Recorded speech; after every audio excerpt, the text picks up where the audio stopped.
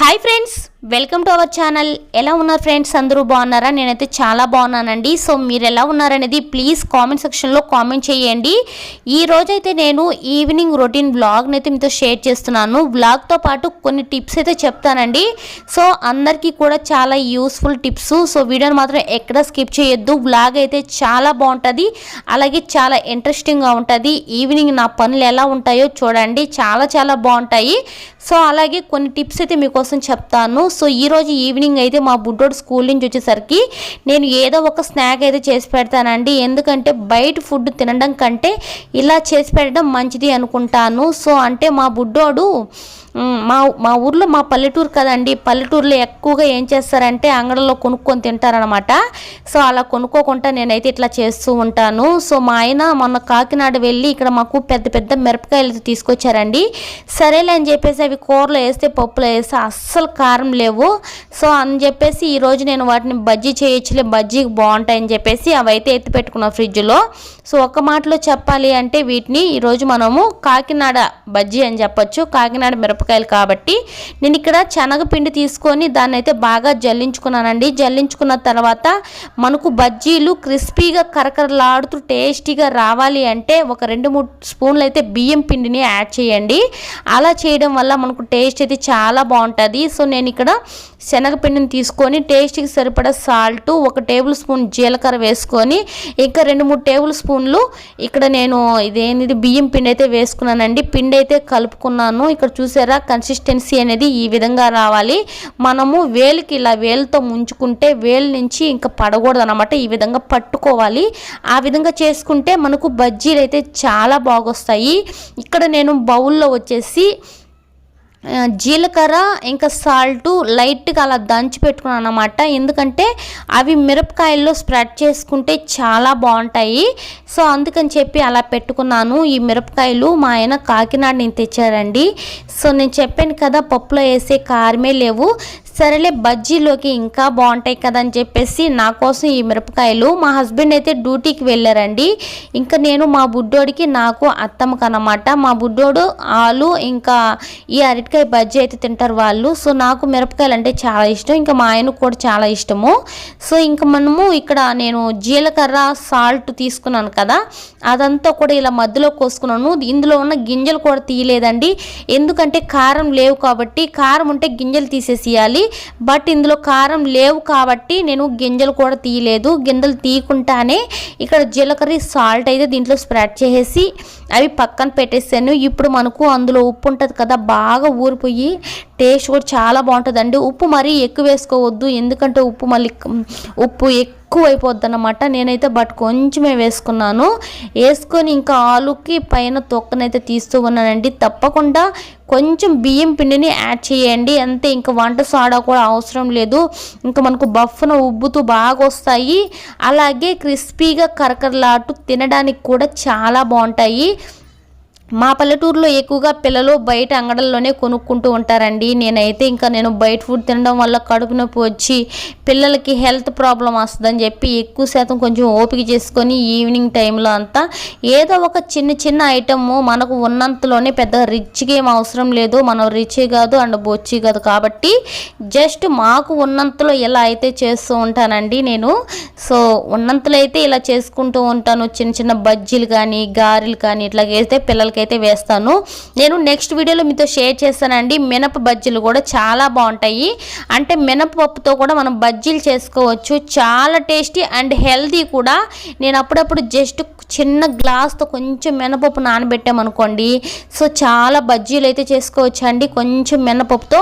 So హెల్తీగా ఉంటాయి, పిల్లలు బాగా తింటారనమాట. చూసారు కదా, నేను కొంచెం బియ్యం పిండి వేసాను, ఇంకా ఇందులో ఏమీ లేదండి, కొంచెం సాల్ట్ జీలకర్ర వేసాను అంతే. సో ఇలా మనకు చూసారు కదా బాగా ఉబ్బిపోతున్నాయి అన్నమాట. మనం ఇందులో ముంచి మిరపకాయని వేసేటప్పుడు మిరపకాయకి ఒక్క సైడే పిండి అంటుకోవాలి, ఒక సైడ్ పిండి అంటుకుంటా చూసుకోండి. ఎందుకంటే మనకు మిరపకాయ కూడా లోపల కూడా బాగా ఫ్రై అవుతుంది. అదే మనకు మిరపకాయ మొత్తం కనుక పిండి అనేది పూసామనుకోండి, లోపల అనేది మిరపకాయ అనేది వేగదనమాట, వేగకుండా పచ్చి పచ్చిగా ఉంటుంది. అలా తినడానికి కూడా అస్సలు బాగోదన్నమాట.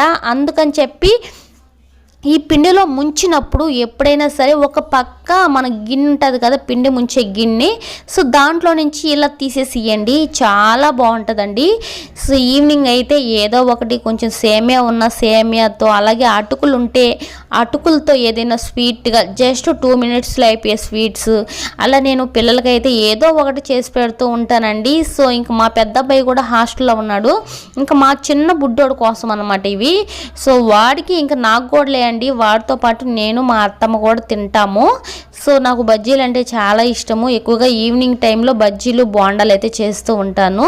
సో నేనైతే ఇక్కడ అయిపోయాయండి, చూసారు కదా, చాలా కలర్ఫుల్గా స్పైసీగా కరకరలాడుతూ మనకు బజ్జీలు అయితే రెడీ అయిపోయాయి. నేను చెప్పిన విధంగా ఈ టిప్స్తో చేసుకోండి, బజ్జీలు చాలా బాగొస్తాయండి. దీంతో పాటు కాంబినేషన్ ఆనియన్, సో కొత్తిమీర కూడా ఉంటే ఇంకా బాగుంటుంది, బట్ అది నా దగ్గర లేదు, ఇంట్లో అయిపోయింది, అందుకే ఈరోజు యాడ్ చేయలేదు. కొత్తిమీర యాడ్ చేసుకొని మిరపకాయని కట్ చేసుకొని దాని లోపల మనము ఆనియన్ కొత్తిమీర పెట్టుకొని తింటే ఉంటుంది, అంత బాగుంటుందండి. ఫస్ట్ నేనే టేస్ట్ చూసి అయితే మీకు చెప్తున్నాను, చాలా అంటే చాలా బాగున్నాయండి.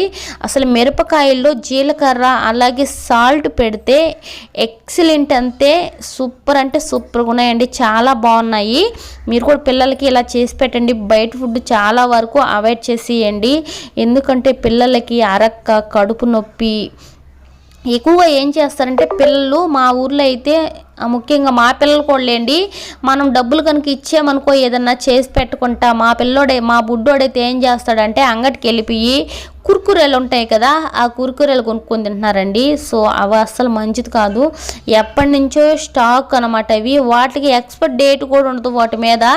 సో ఈ విధంగా అయితే మా పిల్లలు కొనుక్కొని తింటూ ఉంటారు, అందుకని చెప్పి నేను పిల్లలకి ఈ విధంగా చేస్తూ ఉంటాను. సో నేను ఇలా చేయటం మీకు నచ్చితే తప్పకుండా ఒక చిన్న లైక్ ఇచ్చి కామెంట్ చేయండి.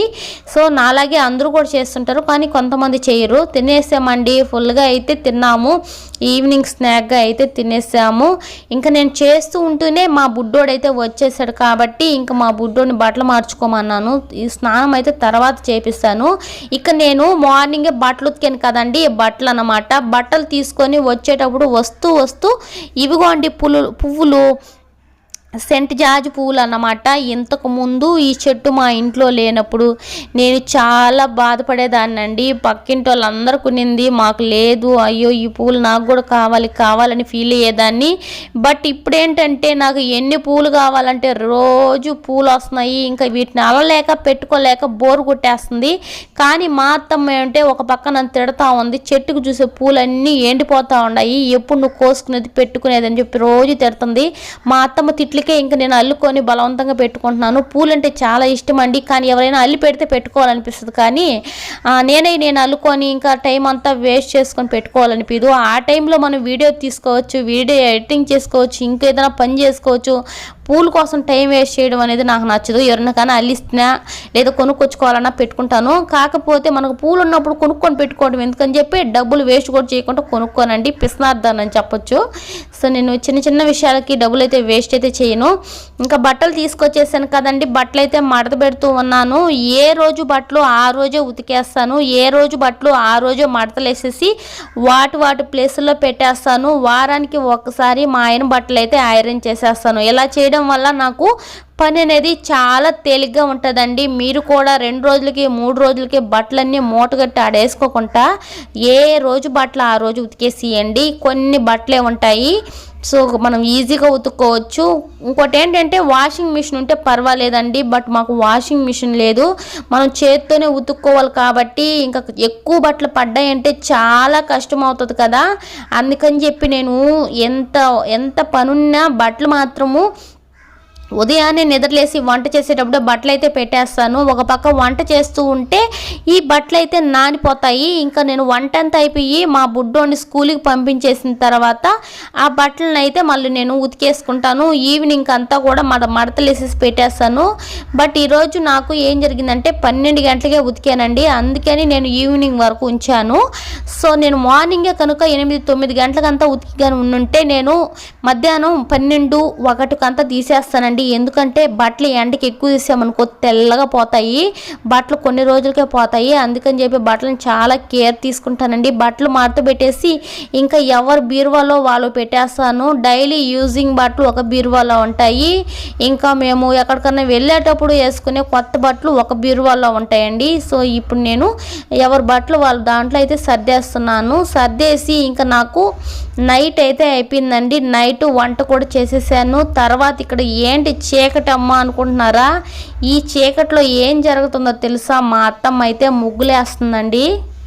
ఎందుకంటే మాది పల్లెటూరు కదండి. పల్లెటూరులో అంటే వాకిలి చిమ్మి కల్లాపు చల్లి ముగ్గులు వేయడం అనేది చాలా ఇంపార్టెంటు. ఎంత బాగలేకపోయినా ఎలా ఉన్నా సరే సో పక్కన వాళ్ళు వేసుకున్నారు మనం వేయలేదు, ఇదే ఫీలింగ్గా ఉంటుంది. అదే మనకు టౌన్లో అనుకోండి, సిటీస్లో చల్లినా చల్లకపోయినా ముగ్గులు వేసినా వేయకపోయినా ఎవ్వరూ పట్టించుకోరు. కానీ మాది పల్లెటూరు కాబట్టి ఖచ్చితంగా ముగ్గులు అయితే వేసుకోవాలి. ఇది గురువారం రోజు నైట్ వ్లాగ్ అన్నమాట.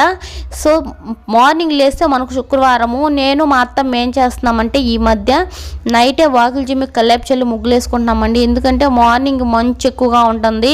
ఇంకా మనం మంచుకు లేసి వాకిలి చిమ్మి కల్లాపు చల్లి ముగ్గులన్నీ వేసుకునే లోపల ఇంకా జలుబు చేసి మళ్ళీ హెల్త్ ప్రాబ్లం వస్తుందని చెప్పి నైటే ముగ్గులు అయితే వేసుకొని పడుకుంటున్నామండి. సో అత్తమ్మ వాకిలి చిమ్మి కల్లాపు చల్లేసి, అత్తమ్మ వాకిలి చిమ్మింది, నేను కల్లాపు చల్లాను. అత్తమ్మ ముగ్గేసింది, నేను ఇక్కడ రంగులు వేస్తున్నాను. ఇంకొక పక్క మా అత్తమ్మ ముగ్గులు వేస్తుంది. సో ఈ మెలికలు ముగ్గులు మా అత్తమ్మ చాలా బాగా వేస్తుందండి. కానీ ఈ మెలికలు ముగ్గులు అంటే నాకు అస్సలు రావు.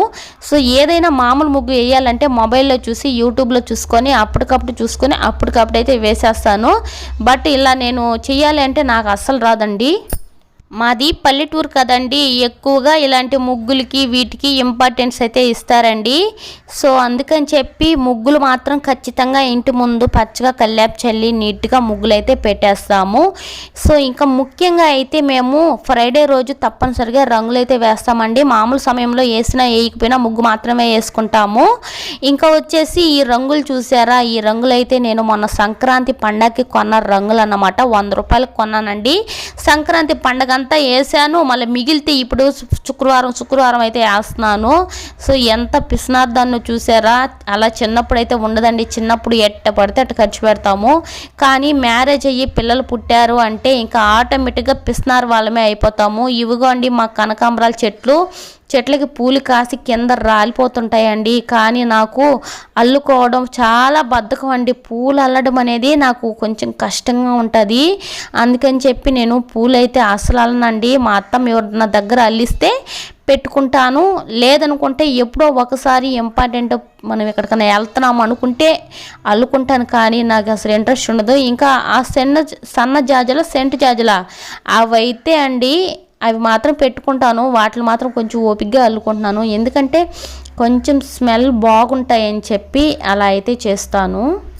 సో ఇంకా నేను నైట్ అయితే ముగ్గులు అయితే వేసేసామండి. ఇంకేంటంటే స్నానం చేసుకొని ఇంకా అన్నం తినాలి. అన్నం తిన్న తర్వాత అయితే నేను బియ్యం నానబెట్టున్నాను దోశకి ఇడ్లీకి.